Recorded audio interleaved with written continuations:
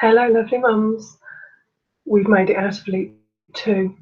Last week was bumpy, 2 weeks actually. I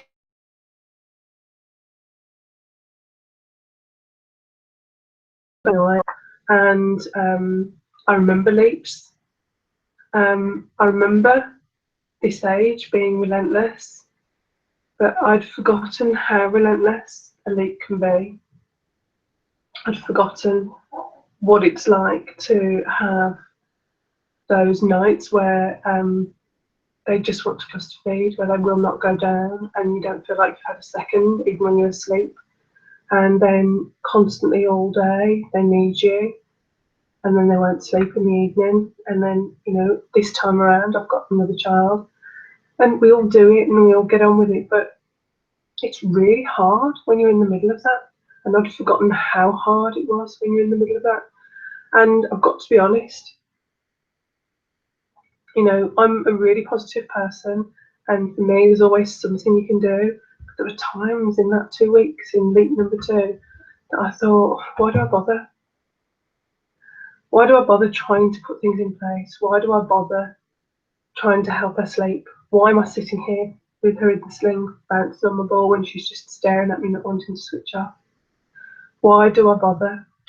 And it's a theme that comes up a lot with my clients, particularly the ones that have got quite stubborn sleepers, non-sleepers, that it's been going on for a long time and they feel like they've tried everything. And they get to a point where they're just like, why do I bother? It's not making any difference. I've tried everything. The thing is, it's fine to feel why do I bother. You need to allow yourself to feel that, because it's hard. It is hard, and when you've been trying everything, it does feel like you're not getting anywhere. You have to remember that it takes time, okay? If I hadn't have bothered during that leap, if I hadn't preserved her sleep during that leap, if I hadn't kept an eye on her awake times, if I hadn't given her the night rescue spray, which felt like it was doing nothing at the time at times, if I hadn't done all of the things that I did, she would not be sleeping like this on me now. She wouldn't have slept for 8 hours last night. 8 hours with a full moon. We had a long bedtime. She was awake for a little bit longer. Another 3 hours. I'm not showing off. I'm not bragging. I don't want to be one of those people that say, oh yes, my 7-week-old baby sleeps through, because I've worked hard to make sure that she's calm, that everything's in place for her to be able to sleep. There's no forced routines. I breastfeed on demand. I've worked hard for this. I made sure that I did everything in my pregnancy that I possibly could. I made sure that the birth was as calm as possible. I've taken remedies till they've come out of my ears. I use energy work every day. I will use energy work on me, her, Dexter, my husband, don't. I'm only joking, the house, everything, to make everything feel as calm as possible. I've used every single thing that I know so that I can help her sleep. She's going to have leaps, she's going to have developmental leaps, but I bother because in the long run it makes a difference. If I didn't bother and I just left her, and I thought, am I being like the nap police again? Am I being too full on? I started to feel some anxiety in my chest, and I thought, where's that come from? That's like when I have Dexter. Am I being too full on with this? Do I just need to relax a little bit and just let her sleep when she sleeps? But the anxiety I've got was because I'd forgotten to take my remedies. I'd forgotten to take my supplements. I wasn't having an Epsom salt bath anymore. My magnesium levels had dropped. And when you've got low magnesium levels, it can create anxiety. Also, I was pretty depleted. I hadn't had a second to myself. I'd started working again. I'd got a little boy that had gone back to school, who was struggling a little bit. And I've got a 6-week-old in a leap.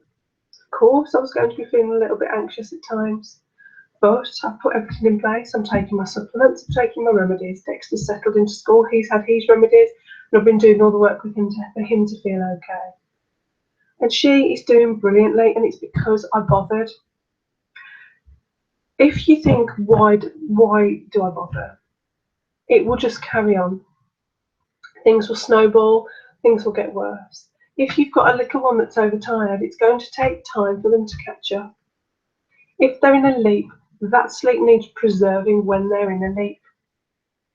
And then when you come out of it, then you can start to see some difference. Because think, if you've got a toddler and they've not slept since they were a baby, and you've tried lots of things, but it's not quite hit the nail on the head, it's about finding the right thing and then being consistent with it. None of it's forced, none of it's against their will. It's supporting them in what they need, in what they're struggling with. It's supporting them and being consistent to help them through it. And you see a difference. You will see a difference. It's not time to give up. You can't give up. And you can't not bother. It's just hard when you're in the middle of it. And I know, I'm there with you. Yeah, we had great sleep last night. I was working till 11 o'clock, writing my newsletter. So I didn't get as much sleep as she did. But I still got a decent amount. I didn't have early wake-ups. Excuse me. I didn't have 2 early wake-ups. She did 1 feed in the night and went back to sleep. 1 feed, did a poo, went back to sleep. So I got up and did the nappy change, but everything was fine. And this morning, we were all moving around for school and for work and whatever, and she was fast asleep in the sleepy head, arms above her head. And that's because I bothered. I bothered during my pregnancy. I bothered about the birth. I bother about preserving her sleep, about helping her. She's got a busy mind. She needs a bit of help to go off. I can't just put her down and just leave her to go to sleep by herself. She needs to come in the sling or have a cuddle and just be bounced or gently rocked or fed to sleep. And that's fine. And I even got into that mindset and thought, what if I'm creating a sleep coach? I needed to have a quick chat with myself very quickly and just say, stop it. She's 7 weeks old. Of course she can be rocked to sleep. Of course it's not going to create a sleep coach, but all that negativity out there, that's what you're going to do. So bother about what you need to, help them, support them, put things in place that are going to help them. Don't give up and don't not bother, because it does make a difference in the end. Look, snoring, everything. And whatever the cause of your little one's sleep issue, whatever is going on for them, it will get better. They all take different amounts of time. Some it's days, some it's weeks, some it's months. And it can take up to a year for for a child who's got a really, really, say for example, a really complex gut condition with multiple intolerances and has had a traumatic birth and is chronically overtired and has got a busy mind. And you put it all together, can take a long time. But it's just about trusting that it's all going to be okay, that you change the things with the gut. You make sure that they are catching up on sleep. Make sure that they are having some kind of energy work or something to help them recover from the birth trauma. Make sure you are putting things in place to help with their busy mind. And it will get better. So please don't not bother. We can have our moments, like I have my moments, and I'm sure I'll have them again. And I'll share it with you when I do. I'm human. I don't get it all right. And there are times when it's really, really tough. And it was tough yesterday evening when she wouldn't get to sleep she fought sleep for 2 hours. It was only because she went past the sleep cycle and it was stupid for me. So we have them, but it will be okay. You just have to bother. So I've got a free resource you might have seen on my Facebook page.